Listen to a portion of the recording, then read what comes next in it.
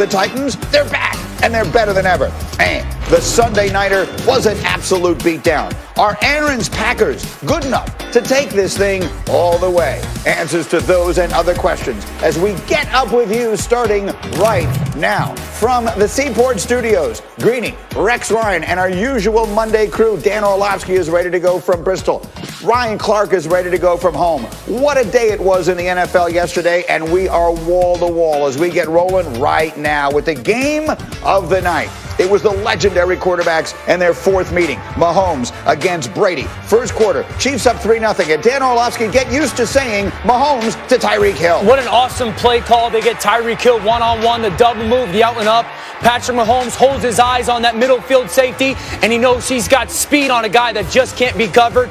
Beautiful throw. I love the execution by the Kansas City Chiefs. 75 yards on the touchdown. It went 61 yards in the air. Then it's Mahomes again. It's Hill again. And this time, Danny, watch him stick the landing. Unbelievable. They put him at a different spot this time. Third in the progression. Cross the field with your speed. Defender underneath. A beautiful throw by Patrick Mahomes. And then the cheetah with the finish.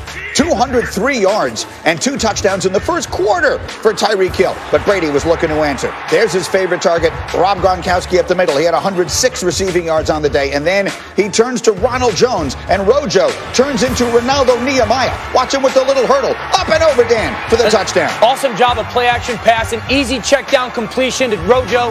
And then he does a great job of being athletic on the sideline, keeping that left foot in bounds. And finally, the Bucs get on the board. 20-7 Kansas City at halftime, midway through the third. I will simply say this. If you have Tyreek Hill on your fantasy team, mazel tov. Here he is again. Another touchdown. He was unstoppable on the day. So Tyreek Hill, there was just nothing they could do with him, and we'll talk about what they were trying to do with him as we continue. But he's making phone calls. He's having himself quite a day. Now, ensuing drive for the Buccaneers. Dan, here we go. Tom Brady heating up 44 yards to Godwin.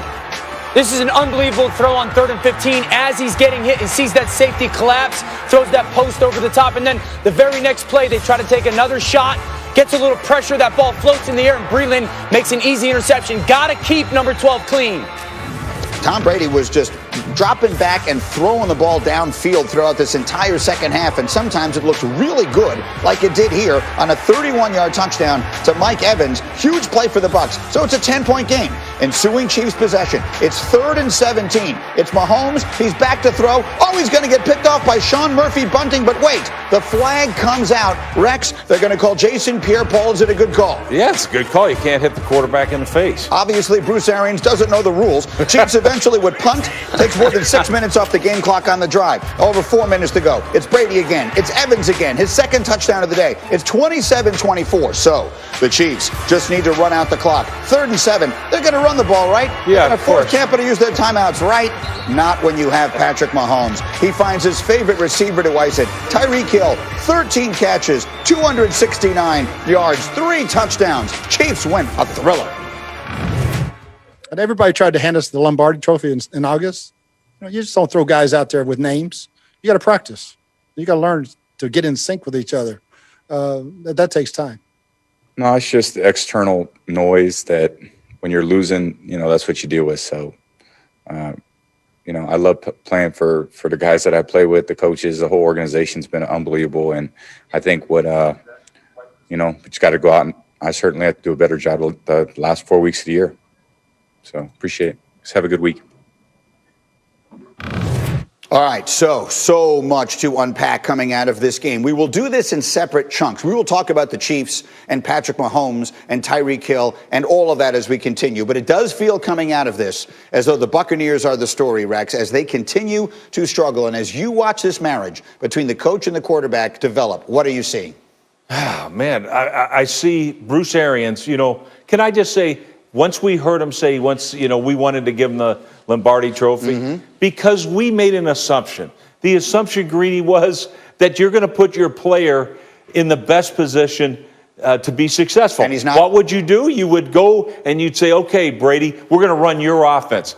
They don't do that. I don't care what people say. Here we are getting ready to play in December, and they're still not running Tom Brady's offense. The worst thing, I'm going to say Bruce Arians was a heck of a football coach. The worst thing that ever happened to Bruce Arians was when the no risk it, no biscuit caught fire. Now he's into this. This is who I am and all that stuff. Man, you were a great football coach. It wasn't about your hat. It wasn't about your slogans or any of that other BS. Go back to doing what you would do. Put your player in the best possible situation. Tom Brady, we're running your offense. All right? Why? Because you've had a hell of a lot more success than we've ever had as coaches or anything else. So to me, that's the biggest disappointment. Danny, let's talk about the offense that they are running, because you've been saying it for a while, and I've been saying it for a while, and yesterday Tony Romo was saying it on the telecast. Are they running the right offense? Absolutely not. The Buccaneers offensively are the walking definition of insanity, doing the same thing over and over and over again and expecting different results. Here's my thing. Last week I ranted on the motion. All right, so now this week you have no plan for pressure? Like, there's no way to communicate at the line of scrimmage. What's our plan for pressure? How are we going to communicate against it? And how are we going to execute with it? And then the lack of play-action pass. Like, the lack of play-action pass is something that I've talked about for about 6 weeks with this offense.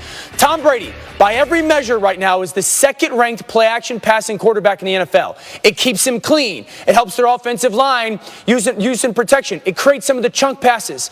They ran it 5 times yesterday. 5. So last week, you ran motion 6 times. Yesterday, you run play-action pass 5 times. He goes 4 for 5, 83 yards, and a touchdown. Patrick Mahomes ran play-action pass 17 times. Right now, Bruce Arians is wasting Tom Brady. He got served a silver platter, on a silver platter, the greatest quarterback to ever play. And all you had to do was use him the right way. And he's completely failing Tom, and I've got fear that it's going to bury this football team this season. So you and I see that the same way. Ryan Clark, following you on Twitter as I do, and getting the chance to chat with you often as I do, I clearly get a sense that you don't think it's all on the coaching here. What are you seeing? No, I heard Rex talk about his assumption, right? The assumption was that under Bruce Arians, we would get the 5,000 yards that Jameis Winston had last year, but because of Tom Brady, we wouldn't get the mistakes. Nobody said that they'd get Tom Brady. Bruce Arians would change what he does, and that's why Tom Brady wouldn't turn the ball over. No, we thought that Tom Brady wouldn't turn the ball over because he's freaking Tom Brady. And we thought that you would get all of this explosion because you had Mike Evans, who, guess what, was good with Bruce Arians, because you had Chris Godwin, who, guess what, was good with Bruce Arians. So we know that Chris Godwin can do these things Bruce Arians is asking him to do. We know that Mike Evans can do these things that they're asking him to do, but we thought once you got Tom Brady, you would eliminate mistakes. But that hasn't happened. So now what we want to do is, oh, Bruce, you're wrong. Oh, Byron Leftwich, you're not calling the right plays. Look how much Patrick Mahomes gets to play action. No, Tom Brady has to take some of this as well.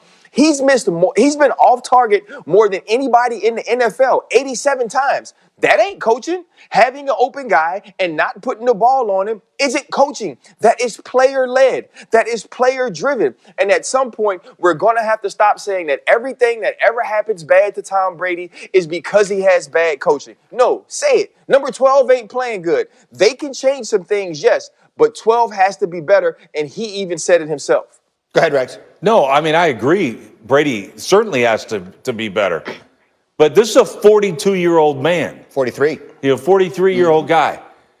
And all we're going to do is we're going to drop him back more than any quarterback in the league, like 67% of the time. Where's the running game? That's the reason you don't run play action, because you don't run the darn football. And to me, this thing is mind-boggling, absolutely mind-boggling. And when Peyton Manning had a similar situation, he went to Denver. What happened there? Peyton ran the whole darn thing. Why wouldn't you take your Super Bowl? Bruce, you could put that up there. Here's another Super Bowl right here. Like, you have an unbelievable opportunity, and I agree with Dan that they're wasting it. And again, look, Brady, of course, he's throwing way too many interceptions. I don't disagree with that. But one of the reasons is because you ain't using them right. So